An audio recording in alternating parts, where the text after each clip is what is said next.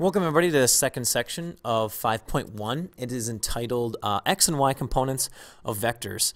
What we're going to be doing is, I actually like this way better. When I solve any problem, I always go at it in terms of X and Y components. Meaning, this is what this means. If you ever have any vectors or forces or displacements that are pulling at an angle, you break them into its X and Y components. So like, if there was a person and you're pulling on him at this angle, what I would do is I would find its his force in the X component, and then I would find his force in the Y component, and then I end up figuring out, okay, I know exactly how much force he's being pulled to the right with, and I know exactly how much force he's being lifted up with. So then what I do is I replace that initial one with these two, and it makes the problem a whole lot easier. And that's what we're going to do. That's kind of a broad overview of what's going to be happening. So let me go through the exact same two problems that I did in the previous lecture, and I'm going to explain it in terms of X and Y components. So this is the same one. It says find the magnitude of the sum of a 15-kilometer displacement. So what I'm going to do, I'll draw an X and a Y. X, Y. We're going to do a 15-kilometer displacement, so maybe I'll just go this way first of all. 15 kilometers. And a 25-kilometer displacement, so this one's really big. So 25 kilometers. And the angle that's between them is 135 degrees. So we are charged with figuring out what's the sum, the magnitude of the sum. So how big this piece is right here. And we call this the resultants. Remember, when you add your vectors, they always go tip to tail. So you take your first vector on the tip of it, you add the tail of the next one, and it doesn't matter what order you do it in. I could have started with this vector, and then on the tip of that one put the tail in it. See how it ends up in the exact same spot.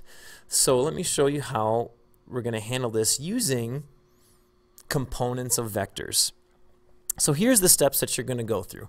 Step one, you look for quote-unquote diagonal vectors. So in this case, my diagonal vector is going to be this guy. Step two, you break that into its X and Y components.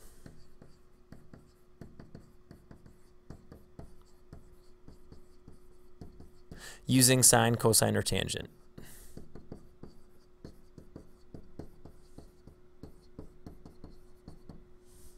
Step three, you make a big right triangle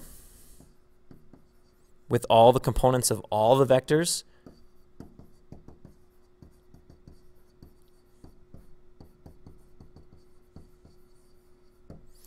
And step four, you're going to use the Pythagorean theorem to solve anything you need.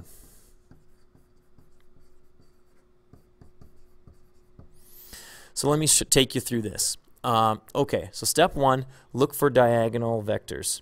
So here's a diagonal vector. And what I'm going to do is find the X component and the Y component of that vector. And I specifically, I made this into a right triangle, so I can, first of all, I got to figure out this angle. This is going to be 45 degrees. So here's 45 degrees, and that's kind of nice because it's a 45, 45, 90 triangle, which is an isosceles triangle, and I know that this is 25, meaning that an isosceles triangle means the legs are the same size. So I'm going to use the sine function. So I'll just say the sine of 45 degrees is equal to the opposite. I'm going to call this y, and I'll call this x. I like to call all the horizontal things x's, and I like to call the vertical things y's so I can keep them straight in my mind when I've got lots of variables. So the sine is the opposite, y, over the hypotenuse, 25.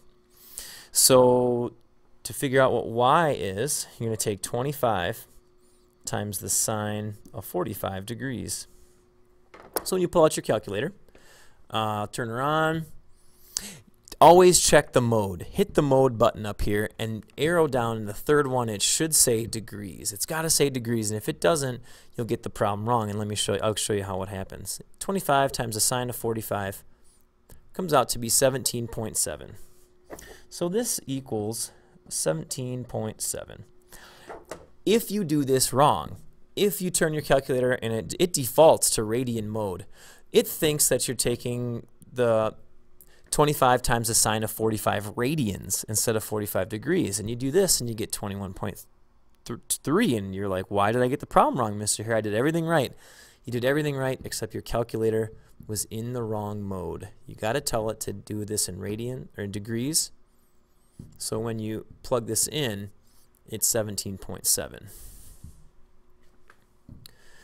Okay, so now I know that this is 17.7, and so is this, because it's an isosceles. If this wasn't 45 degrees, I'd have to use the cosine to get the other side, or I could use the Pythagorean theorem to get it, but I've broken it down into its x and y components.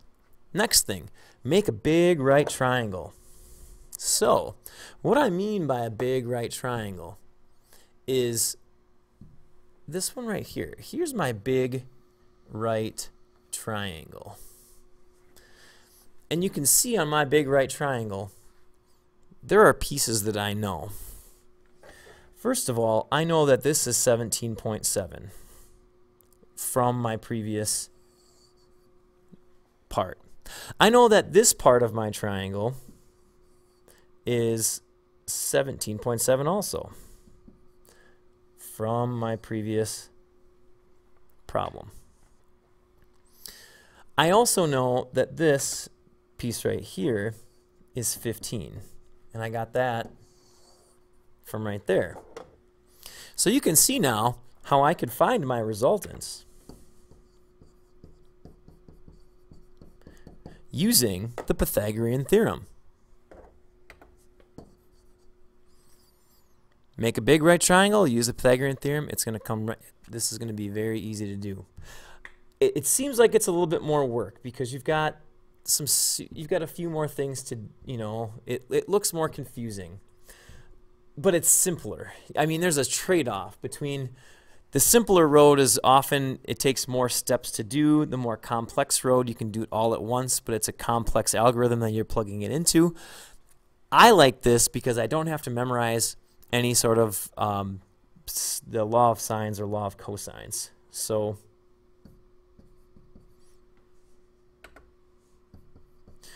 here we go.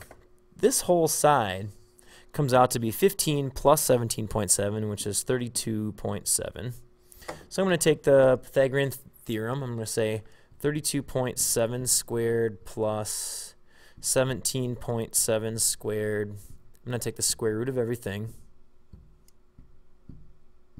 And I get 37.2. I wonder how many sig figs I can use in this. Just 2. So 37.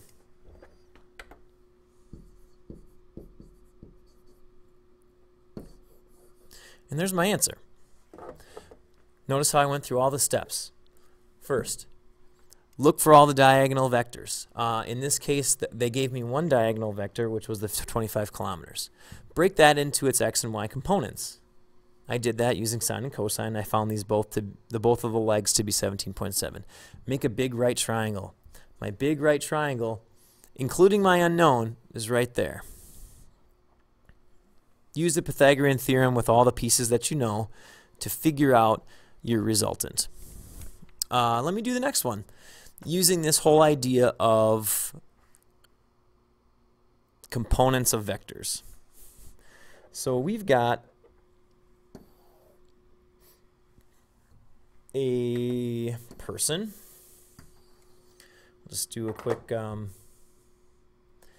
coordinate plane here, and it says that the person, you, are 15 kilometers away, 40 degrees north of west.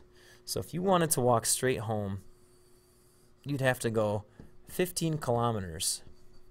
at an angle of 40 degrees north of west.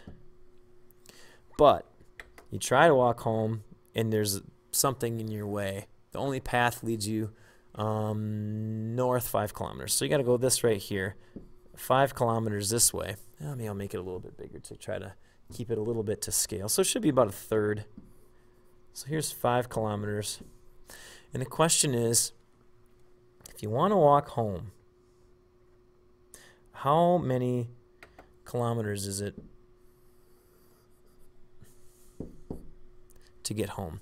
Maybe I want to just, instead of calling it X, I'm going to call it the letter D, because X, like I said before, I like to use X's for anything that's exactly left and right.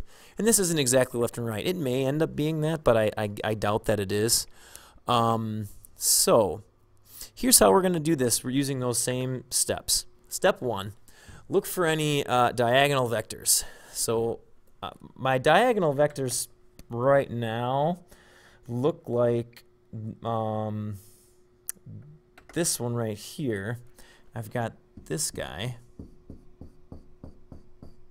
So what I'm going to do is break him into his X and Y components. And then I've got this guy.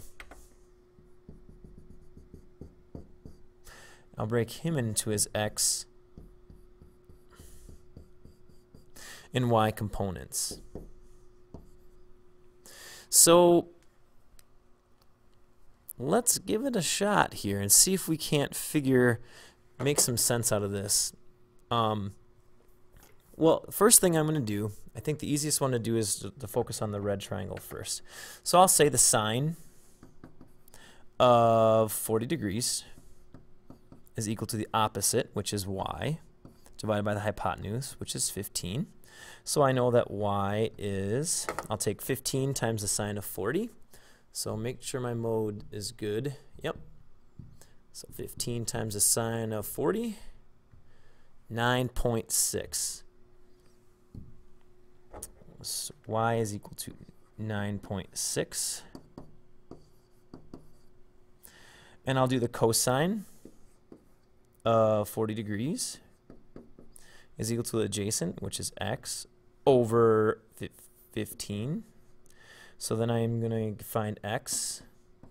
I'll take 15 times the cosine of 40. You could also do the Pythagorean theorem. So it comes out to 12, 11.5.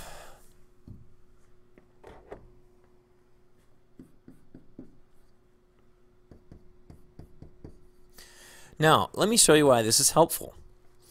I know that I have to end up walking 9.6 kilometers north. Like, if I was going to go home, I have to end up going north 9.6 kilometers and west 11.5. So, here's the beauty of this. I've already walked 5 home. How much more do I have to walk home to end up doing the total 9.6? And the answer is I have to walk 4.6. So if I went, here's my big triangle again. My big triangle is going to be this guy. That's not right. My big triangle right there. So, and then how far do I have to walk?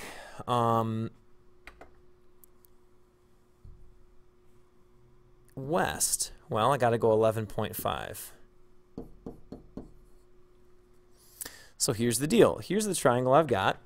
I got this guy right here.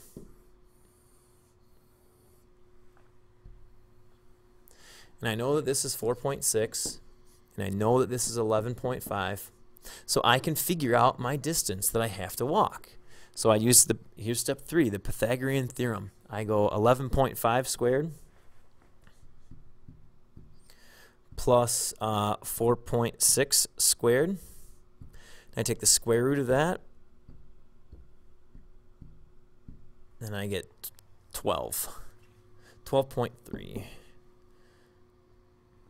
Let's see how many sig figs I can really go with on this guy. 12.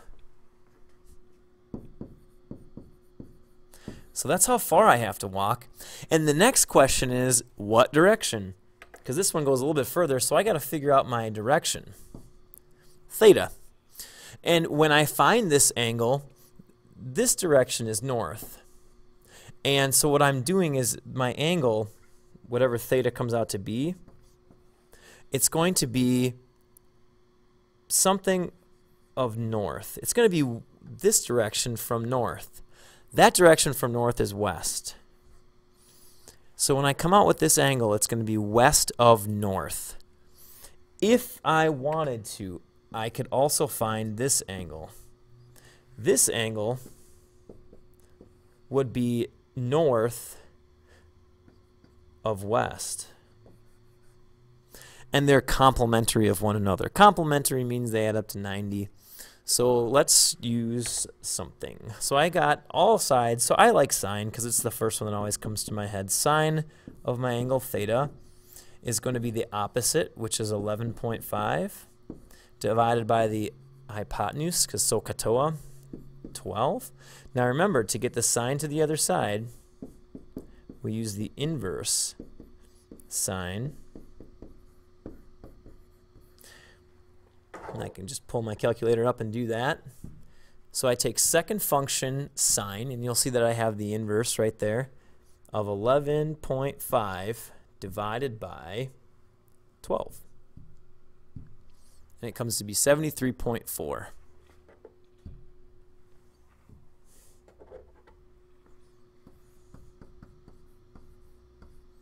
.73 degrees west of north. Or 17 degrees north of west. So either one of these is an acceptable answer. So in summary, I like the components thing because it makes it simple. You have to be more neat. But I'll tell you, the reason that it really comes in handy is what if you've got more than two things? Like, what if you walked, this way, and then you walked that way, and then you walked this way? Your only hope in doing this problem is using the components of vectors.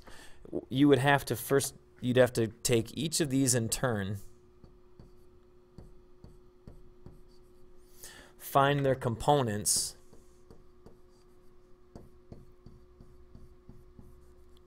and then the problem becomes a lot easier. Like, for instance, what if this was 5? What if this was 6? And what if this was 10? You'd go through sines and cosines. Maybe you'd find this out to be like 4. Maybe you'd find this to be 5. Maybe you'd find this to be, let's see here, 7. Maybe you'd find this to be 8, which I know that they're not. But this problem becomes a whole lot easier because then once you find those pieces, you get rid of these guys. And here's your big triangle. Your big triangle is this.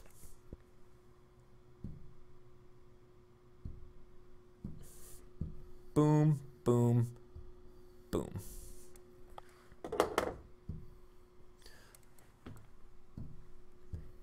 Because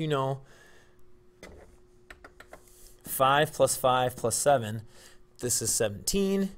You go up 4, down 8, so this is 4. Kaboom! You kill this problem. And you take the 17 squared plus 4 squared equals your thing. Maybe it comes out to something like 18. But that is the power of the components.